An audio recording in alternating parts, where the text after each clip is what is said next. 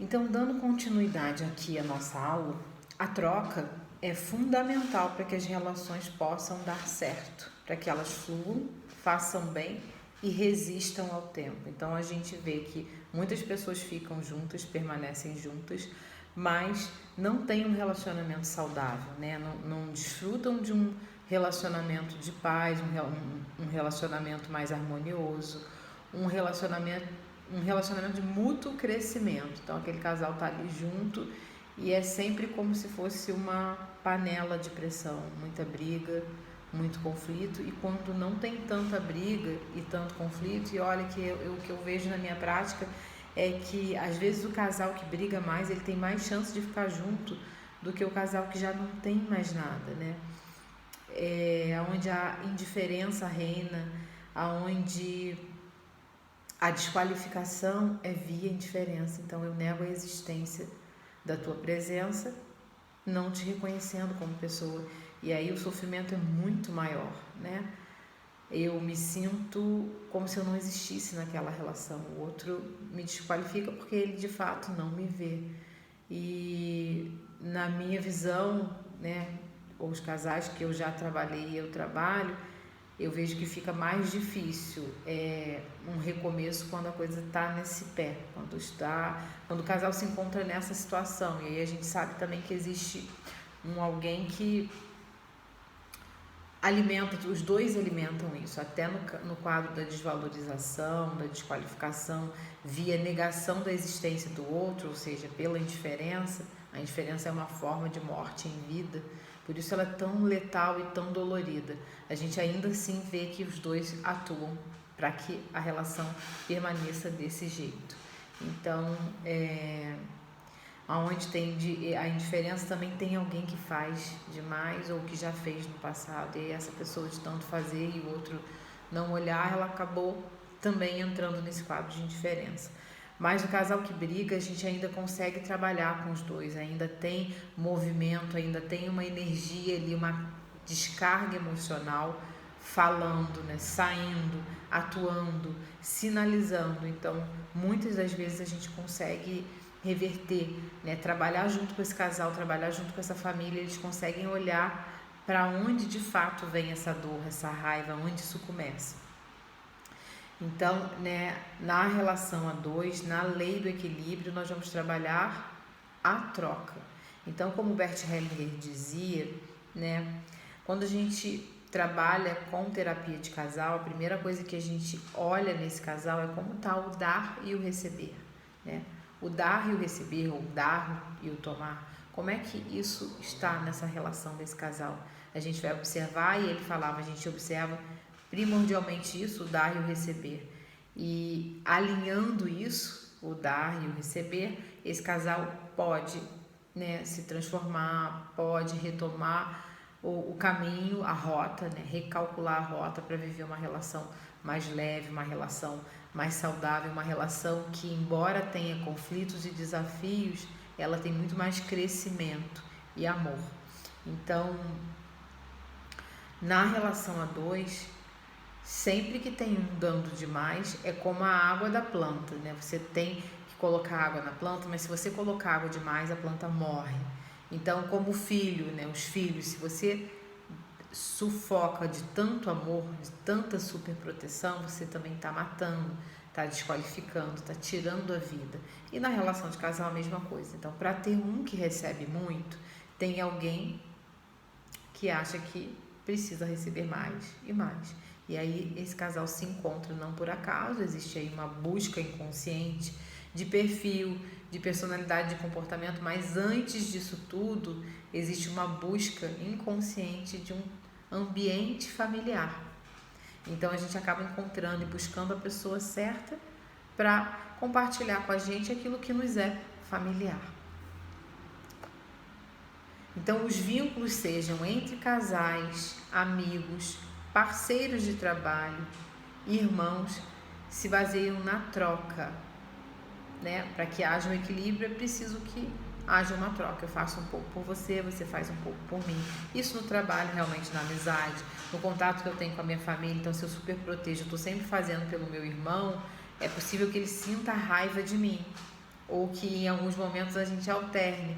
Ele sente raiva de mim, eu sinto raiva dele. Por quê? Porque eu estou fazendo a lenha num do espaço para que ele também, enquanto irmão, contribua com algo comigo, né? Compartilhe algo comigo. Então, nas relações de trabalho, né? Aquela pessoa da equipe que faz demais, faz, e está sempre atarefada, sempre dizendo que não tem tempo, que as pessoas pedem tudo para ela. Mas se as pessoas pedem tudo para ela, por que pedem só para ela, né? Será que não tem algo dela?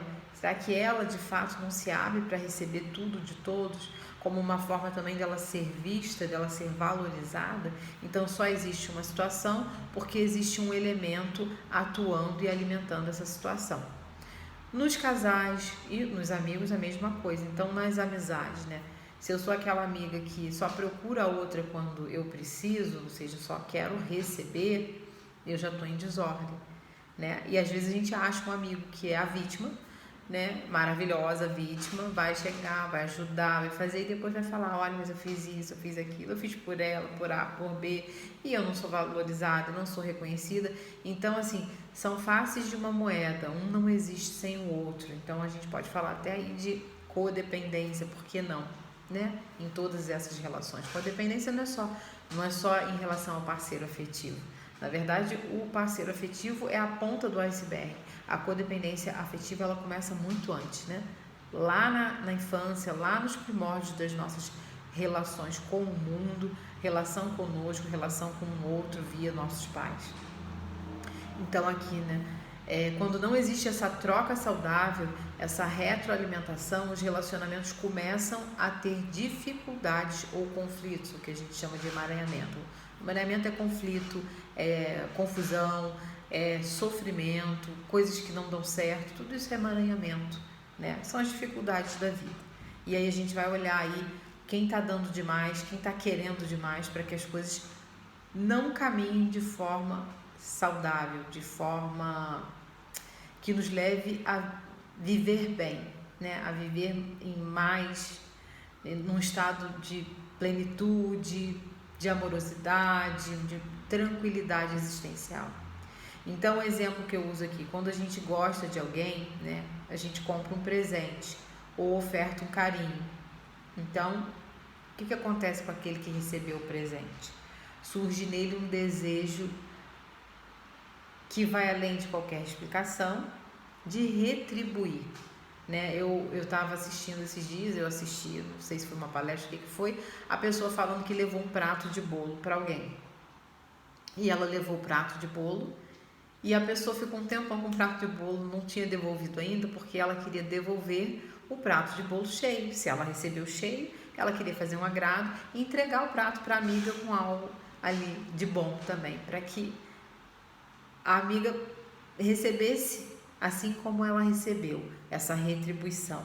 Então, essa lei de equilíbrio das relações, você vê que a gente não está falando de... Quando eu assisti isso, não era nada de constelação, nada de pensamento sistêmico, mas a pessoa falando, eu me sinto na obrigação, né, no movimento de fazer, de devolver. Se eu recebo, eu tenho que devolver algo em troca.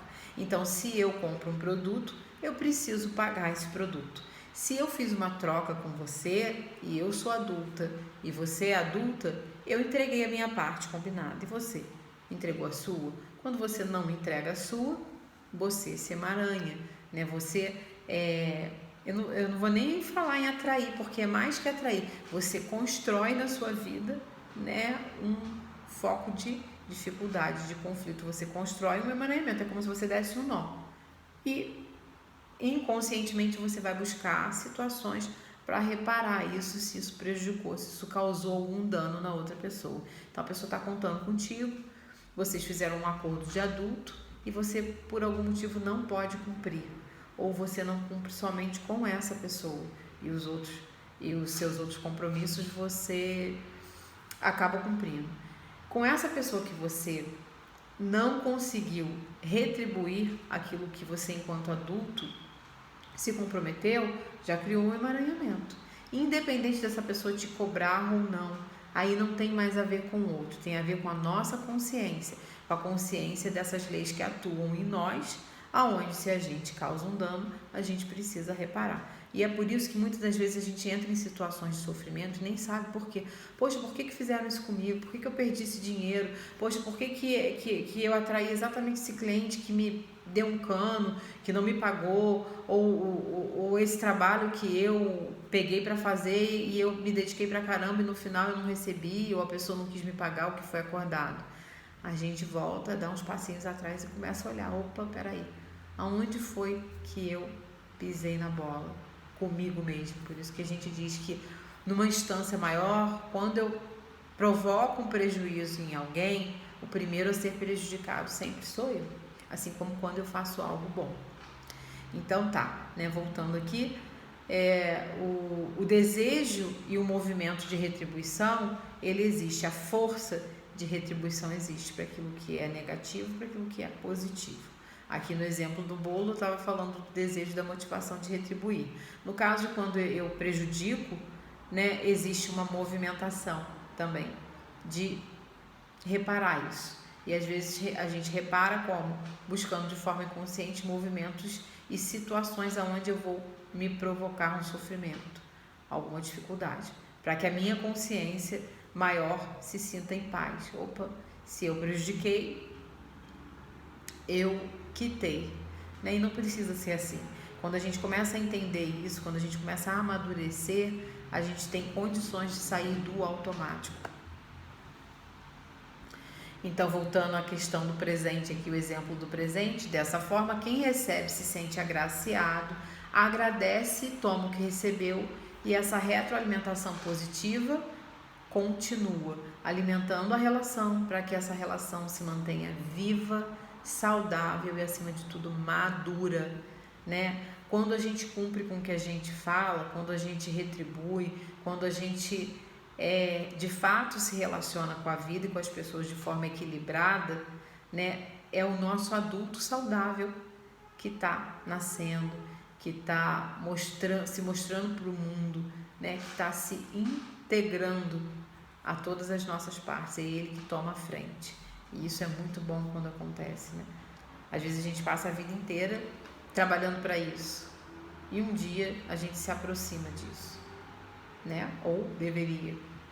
Então, quando alguém não pode dar, resiste a dar ou não quer receber, as dificuldades começam a aparecer e a fluidez da relação fica comprometida, né? Então, aqui a gente está falando de alguém que não pode dar, alguém que resiste a dar, não quero dar, não dou, eu retenho tudo para mim, ou eu não quero receber, não preciso, né? Eu estou sempre fazendo, eu faço por um, por outro, eu não preciso, por mim eu faço.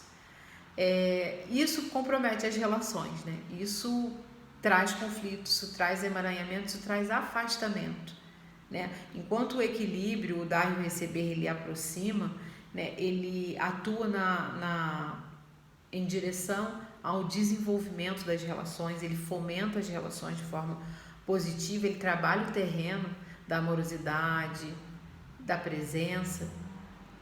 O não querer receber ou só querer para si, ele mata isso, ele afasta as pessoas, ele mata o terreno da proximidade, da amizade, do companheirismo, né? Então, para que as relações possam fluir, é preciso de fato ter esse equilíbrio do dar e do tomar. E quando a gente tem um que só quer dar ou que só quer tomar, essa pessoa está sinalizando uma dificuldade sistêmica dela. Há pessoas que só sabem dar e têm dificuldade em receber. E conforme pessoas assim aparecem na nossa vida, né, a pergunta é sempre para nós: o que em mim não está resolvido em relação a isso, que eu estou trazendo esse tipo de situação, esse tipo de vivência para a minha vida. Quando uma pessoa só sabe dar, ela está em desnível com o seu semelhante. Ela só dá. Ela só quer dar, ela faz para todo mundo. Eu tive o caso de uma cliente que ela dizia que ela parava o carro, ela poderia estar indo para um compromisso. Eu tenho um compromisso, mas alguém precisou, e não precisa ser uma coisa assim, um acidente, né? Ela parava o carro, ela parava na rua para perguntar se alguém precisava de alguma coisa. Era algo obsessivo, né? Porque você ser disponível, você ser solidário, isso é muito bom. Mas tem aí um limite que a gente também chama de equilíbrio, né? No caso dela, ela não conseguia, ela entrava num estado emocional de sofrimento muito grande se ela não fizesse. E era uma pessoa doadora compulsiva, que tinha um comportamento de codependência muito grande, e através das constelações ela começou a olhar aonde isso começou, como era isso na história dela de vida, na história dela transgeracional, e assim, reduziu pra caramba o relacionamento afetivo com o parceiro que estava capengando por conta disso, né? Pôde ser ressignificado, eles trabalharam essas questões junto, ela pôde trabalhar a família dela e ele teve o interesse de trabalhar a família dele, que habita nele, por conta da evolução e da modificação que ele viu nela. Então, quando uma pessoa só sabe dar, ela está em desnível com seu semelhante, se coloca superior, ainda que inconscientemente. Então, se eu me coloco assim, eu só quero doar, o que eu estou dizendo? Que só eu tenho para oferecer, e o que você tem não é bom o suficiente para mim, porque eu não preciso de você. Então, embora eu não tenha consciência disso, a mensagem que eu mando para o outro é essa. E aí o outro capta essa mensagem inconsciente e responde a isso via comportamento, via reações.